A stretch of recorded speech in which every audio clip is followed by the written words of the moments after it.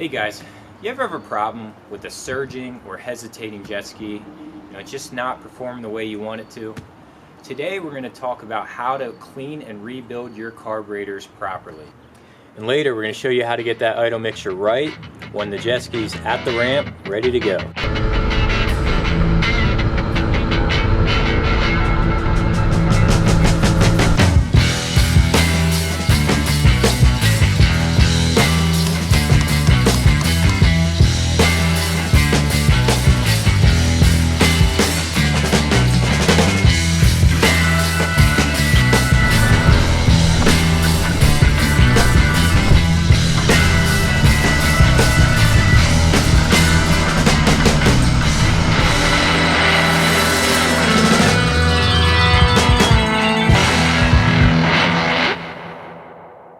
If you're someone who doesn't mind a little DIY project and you want to save yourself a lot of money, cleaning and rebuilding your carburetors isn't that hard to do. Now before you jump right in, there are some pieces of equipment that you will need to have. First off, you're going to need the Japanese industrial standard screwdriver bits. These are so that you don't strip those not so common screws that hold the carburetor together. You're going to need a set of metric Allen sockets, and you also need blue Loctite thread locker and a torque wrench. If you're not quite sure how to remove your carburetors, I have a step-by-step video, and I'm going to provide that link in the description. Now let's get to our disassembly. Anytime you're doing something for the first time, you're going to want to organize your parts using parts bins. Now I have these old takeout containers, and those are really handy to use. So let's get down to it. These are dual carburetors from Mikuni. They're SBN 40Is. They come off of a 787 Seadoo Rotax engine. This video is going to apply to the 717, also the 657X, and very similar for other models like the 587 and other Yamaha or Kawasaki models that utilize the Mikuni carburetor. So here we have the front carb. We call this the mag carb, and that's because it is closest to the magneto flywheel. This is the rear carb on a Seadoo. We call this the PTO carb because it is closest to the power takeoff flywheel.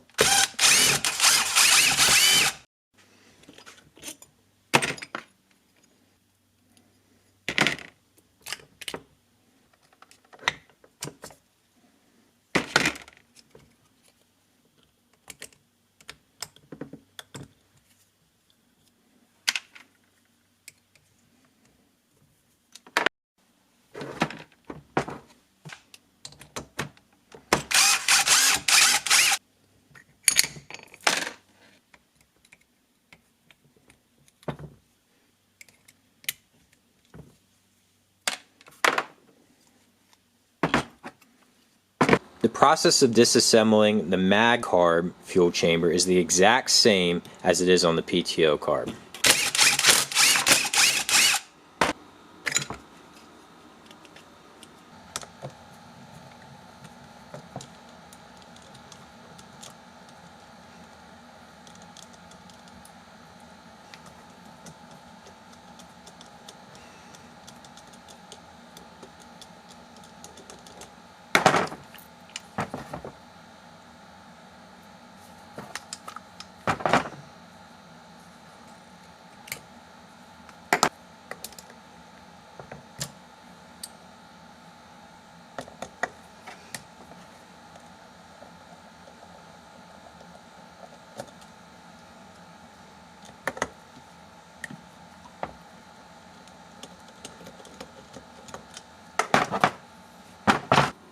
When removing these Mikuni jets, it's important that you find a flathead that is wide enough for the jet. If you use a flathead screwdriver that is too thin, when you go to unfasten it, you'll find that you may damage the head of the jet.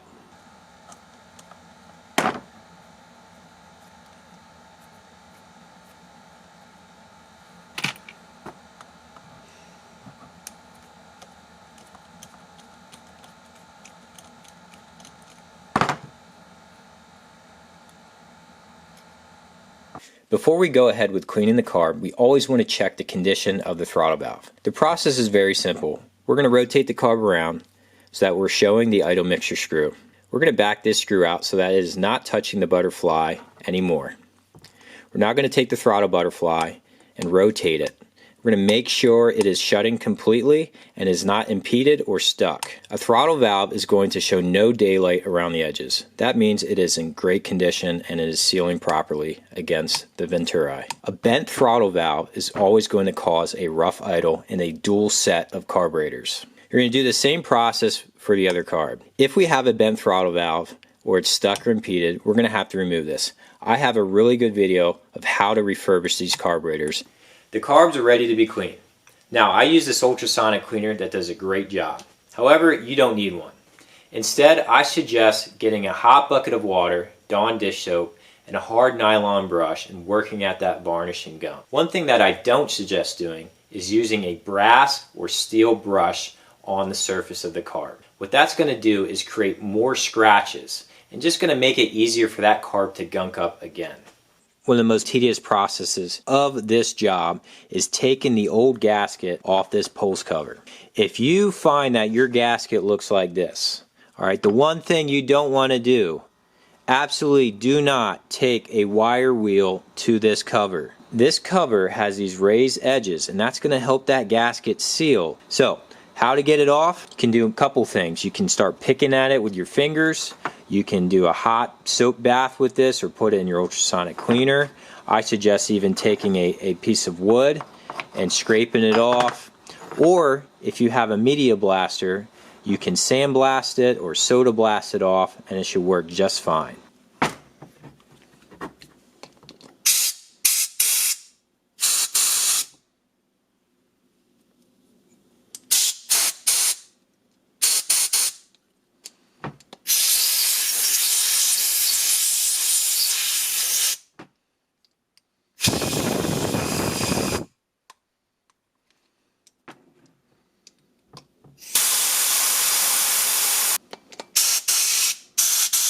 A common issue with accelerator pump carbs is these injectors get clogged or this check valve in this fitting gets stuck. That is one of the main reasons you'll have a hesitation when you're trying to take off from idle. We're going to take an old line, attach it to the fitting. We're going to take a can of carburetor spray. We're going to cover that end up and we're going to shoot carb cleaner through that injector just to make sure it's not clogged. When you go to purchase your rebuild kit, you need to make sure you're purchasing a genuine Mikuni rebuild kit. If you decide to buy a cheaper aftermarket alternative, just know that those parts are going to be inferior and they're not going to hold up over time. Mikuni uses high quality parts. For instance, the rubber is going to last a very long time and it's going to maintain its pliability. The plastic has a certain thickness and flexion to it. Diaphragms are not going to shrivel up. This matters because you're going to get 3, 4, 5 years out of a carb kit, whereas in an aftermarket kit you're probably going to have to replace it within 1 to 2 years after you realize it's not working great. Another must purchase are Mikuni needle seat valves. Aftermarket needle seat valves do not seal well, which can cause flooding and hard starts. The seats also don't measure within spec. They're out of tolerance, so that can change the pop-off pressure as well. So do yourself a favor, just make sure you are replacing your needle seat valves with the Mikuni valve as well. To tell whether a needle is worn, you're going to look at the needle tip, and if you see a horizontal indentation across that needle, that means it is worn and it's most likely not going to seal well. Okay, we have all of our rebuild parts laid out, ready to go. When you buy a Mikuni rebuild kit pack, it only comes with parts for one carburetor with a fuel pump. What you're going to need to do is you need to buy a kit that has an additional valve body gasket, formed O-ring, you need an additional diaphragm, another fuel filter, an additional high-speed check valve, another low and high-speed needle O-ring. Mikuni doesn't just sell a dual Mikuni kit. However, there are some businesses out there that purchase additional parts and assemble these dual kits. If you're wondering where to get those dual kits, you can go to www.osdparts.com. The guy who runs that business, his name is Nick Grillo. He's very helpful and he has basically everything you need for Seadoo and even other manufacturers like Kawasaki and Yamaha. There will be additional parts in the kit. You will be provided 2 additional gaskets and this style dampener, which is different from this one. You want to utilize this style dampener if you are rebuilding these modern SBN carbs. This dampener and these gaskets are specific to an old style SBN 44, the first generation carb, so you don't need these.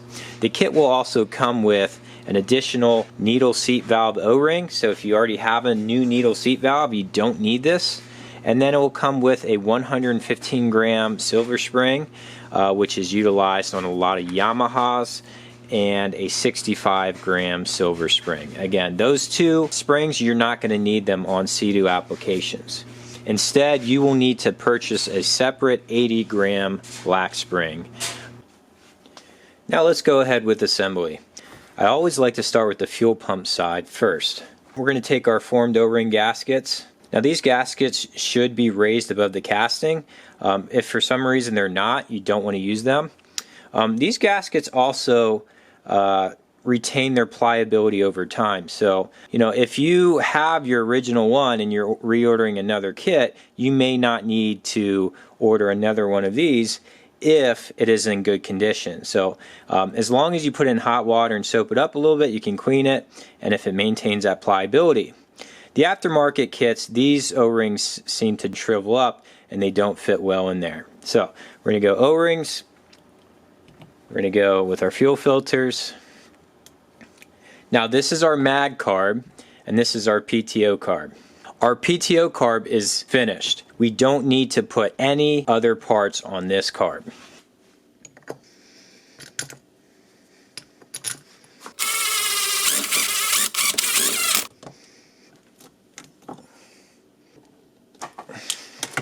Now for the mag carb, there is a specific order. First we're going to put our black dampener on. Then we're going to put our fuel pump on. Before we do that, have to insert our plastic check valves with the grommets. The plastic check valves are responsible for actuating the fuel pump. In order to insert these grommets into the fuel pump, you can buy a grommet tool, or you can use floss and tie it on the end of the grommet and kind of pull it through. That's a little more difficult. This tool is very easy to use. I do suggest that before you insert the grommet that you spit on the end so that it has some lubrication going through, otherwise you will damage the grommet. Now these check valves have a blue line across. You want to put the check valve down where the blue line is facing upward. If you turn it over, you can kind of see which side the ink is on.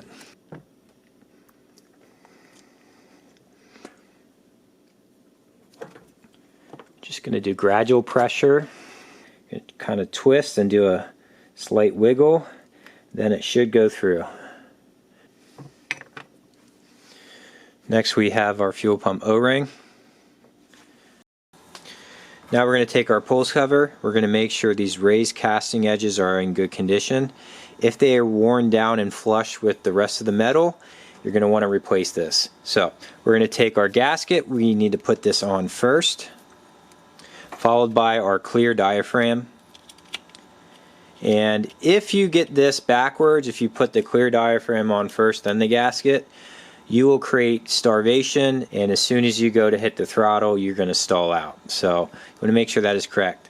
Also, this little button protruding outwards, that's going to go and sit inside this recess hole. So it's going to be on this way. If you bolt it down this way, you're going to damage where this check valve goes.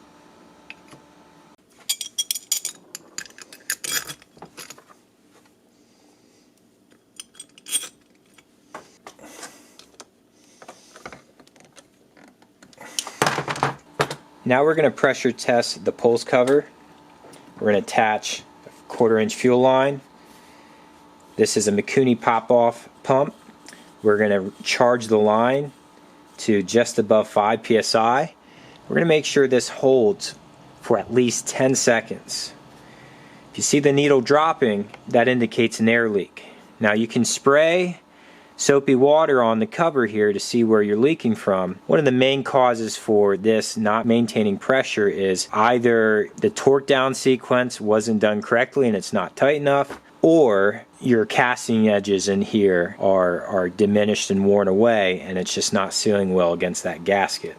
Now we are going to assemble the fuel chamber side. I always like to start with these kidney-shaped parts. These are the valve body assemblies. They help meter fuel to the main jet, also known as the high-speed jet or the high-speed circuit.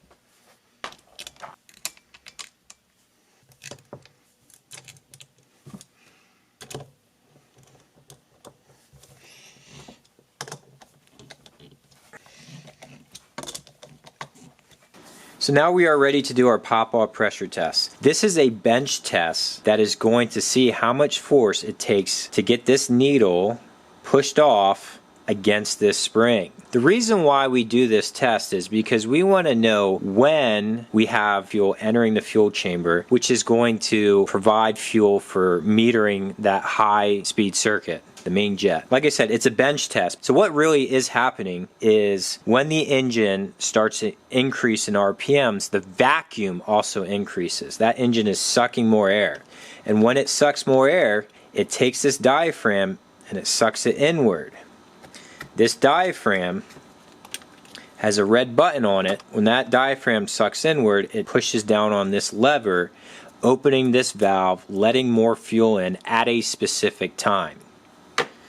If your pop-off pressure is too high, you might have a moment of starvation when you're trying to take off. If it is too high, you might need to lower that pop-off pressure. To do the test, we are going to take our pump and attach it to the fuel inlet with this arrow here going in, and we're going to block off this fitting, which is the arrow out. When we do this test, we are going to take some WD-40. We're going to spray the inside to get that needle coated. We're going to make sure it's sealed.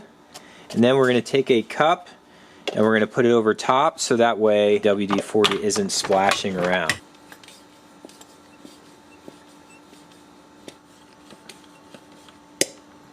And that popped off at 38 psi, right on the dot. So the specification for the 787 pop-off pressure with a 1.5 needle seat valve is 38 psi, so we're right on point. When you do the pop-off pressure test with the other carb, you want to make sure the psi is within 1 to 2 psi of each other.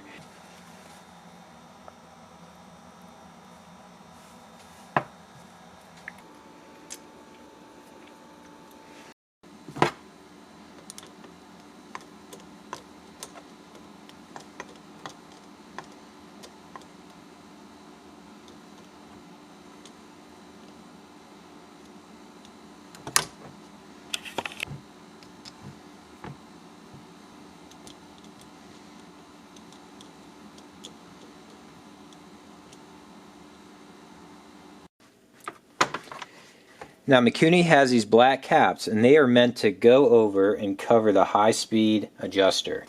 This little tail is going to help restrict the rotation of that adjuster. And the reason why Mikuni does that is they want to prevent people from messing with this screw. Now we're going to put our diaphragms And many of you with carburetors with no accelerator pump, you're going to have a diaphragm cover on both of these. But if you have an accelerator pump, you're going to have your diaphragm cover on this one, and then you're going to have a special cover with your accelerator pump on this one. I have a detailed video how to rebuild your accelerator pump, and that link is in the description.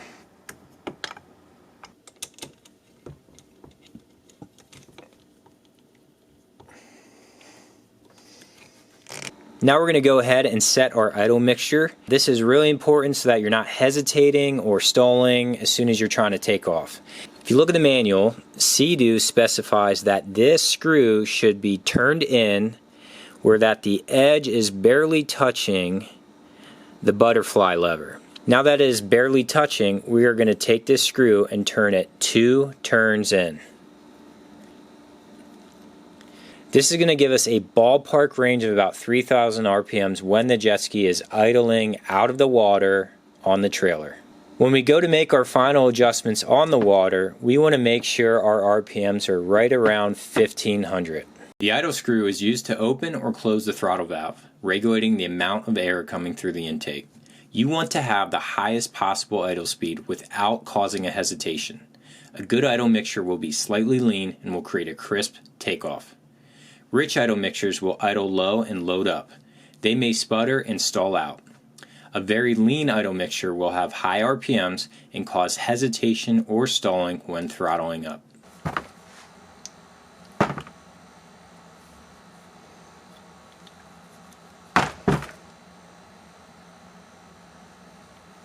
The next thing we have to do is properly sync each carb using our carb linkage.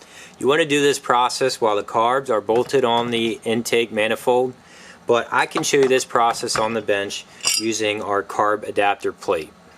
Now that we have the carb air adapter bolted onto each carb, this is simulating that it is on the intake manifold. You're going to back this idle screw out all the way so that both throttle valves are completely shut and congruent. Now that we know they're congruent, we're going to take our carb linkage and we're going to make sure this jam nut is unscrewed. We're going to put it on one nub. We're going to try to line it up on the other nub. If we push down on this and it moves, that means the throttle valves are not congruent. So what we have to do is we have to turn this back in even more. And we're going to try to get it where it's not moving at all. Okay, let's do this now. Okay, let's push this on. So when I push this on, this butterfly is not moving, but this one is. So again, this is too tight. So we're going to have to back it out again. Oh, that's moving again. Okay, so I'm pushing on this and neither butterfly is moving. That means we are congruent and we are linked. We're going to take this jam nut and we are going to tighten that up. This nut is an 8mm nut. And there you go. Now these are properly synced. Now we can go back to our idle screw and make sure that is turned 2 full turns in from when it is touching the butterfly. That is going to get our RPMs right around 3,000 when we do our first startup.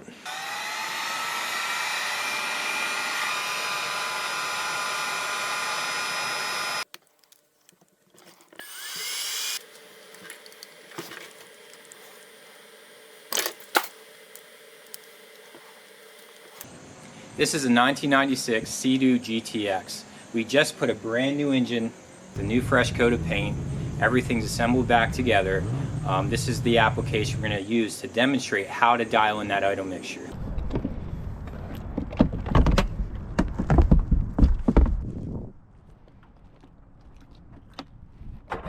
Now that our jet ski is dipped in the water and under load, we want to take notice of our tachometer needle. Our RPM should be around 1,500, but I can clearly see that it's hovering just above that, almost up to 1,650, even 1,700 RPMs. At this point, I'm unsure whether the gauge is off or if our RPMs are actually on point. So we're going to go ahead with our idle mixture test anyways. It's a really easy test. All you're going to do is blip the throttle to increase the engine speed, and you're going to see how long it takes that needle to return to idle speed. Ideally, your engine speed should return to idle almost immediately. If it takes more than a half, 2 seconds, or even longer, that means your idle mixture is lean.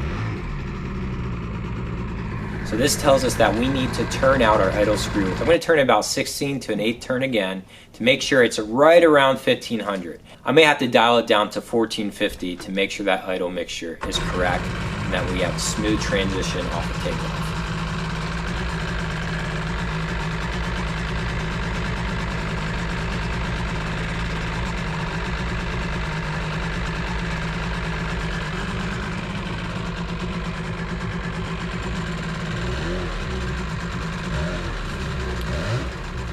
We are now going to repeat the test again.